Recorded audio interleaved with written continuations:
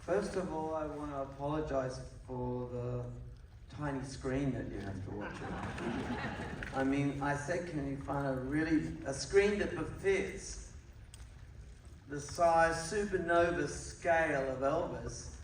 And I guess this will do. It seems fairly big, but it really is magnificent just to walk in and see that. And I have to tell you all that this is the most unexpected film that ever happened to me, because it happened to me. And a little story is that I was making Elvis the movie, and this guy called Ernst says to me, he's the great, any of you who are actually diehard Elvis fans, he's a great Elvis expert in the world. He says, look, there's this rumored mythological reels of the Vegas show that you might be able to use. And I think, great, and no, but are they mythological? Are they too real? So anyway, when I went to make the movie, I suddenly had the funds to go looking for them. And in fact, we literally sent someone into the salt mines in Kansas City where MGM keep all of their negative.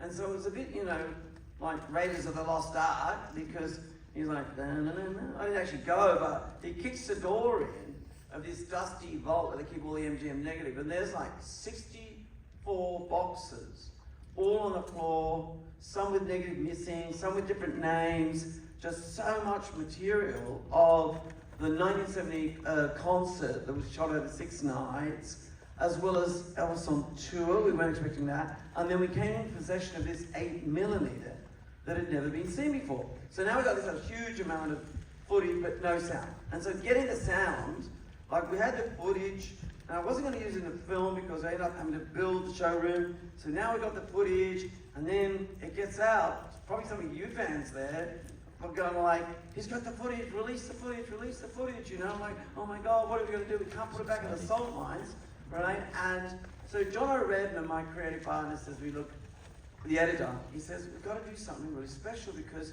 we have so much, like, we have Hampton Road and La La La, we have the Vegas, and because if you did the normal thing, it'd be like 12 hours long, and it'll cost so much to refurbish it. And I was like, oh my God, what are we going to do?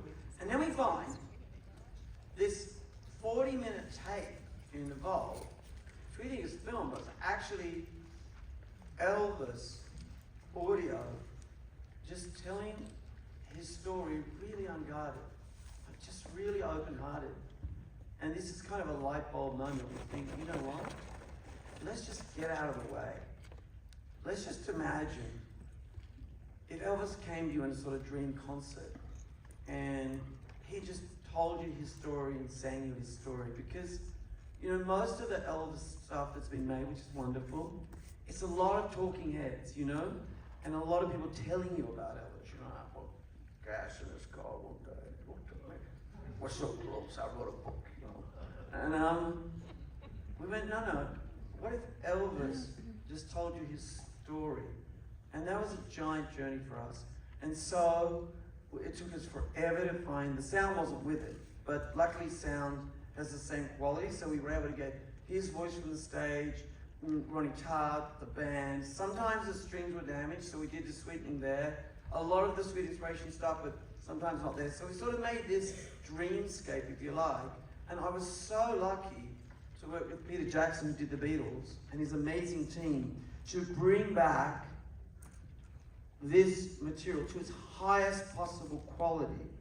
Now, it's so high quality that I've heard some people say, oh, AI, visual effects. I want to guarantee you one thing.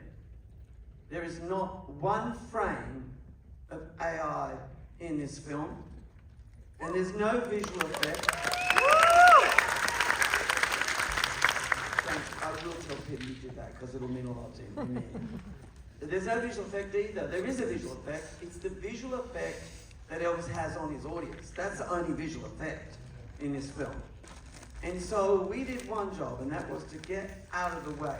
And can I just add one other thing, because I've seen the show. Like, I saw the show last night, you know, in a harbour. Beautiful. People were like applauding from the get-go.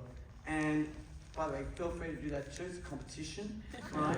You know, free merch if you really kill it, right? They were dancing by the end. I've seen it 3 times and it happens. And you know what that is?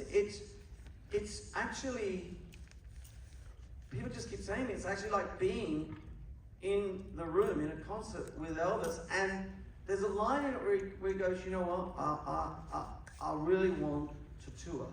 I want to go to Japan, I want to go to England, I want to play for everyone around the world. He so wanted to come to Australia. And it never happened, for reasons which I'm sure a lot of you know. And I think that is the saddest thing. It was like a bird hitting their head against a glass wall, and I won't go into it. But one thing I will tell you, I leave from here, I go to Melbourne, and please don't let the Melbournians clap, cheer, or dance you, just I'll be getting reports. And then I'm leaving tonight for Paris, and then I'll go on to the UK, because we are going to give Elvis the world tour that he dreamed of but never had.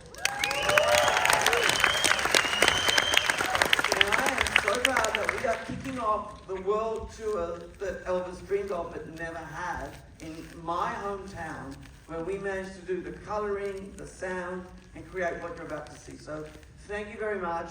And you know, there's a great line in it when Elvis says, play the hell out of it. That's a bad impersonation, right?